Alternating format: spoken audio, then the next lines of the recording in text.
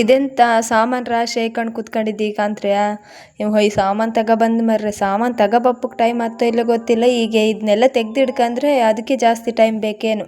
Shout out to you, Chris Evans. ಈಗ ಇದೆಲ್ಲ ರಪ ರಪ ರಪ ಅಂತ ಎಲ್ಲ ತುಂಬಿಸಿ ಇಡ್ತಿ ಕಡಿಗೆ ಒಂದು ಬದಿಯಂಗೆ ಹಾಕುವ. Emotional. A few moments later.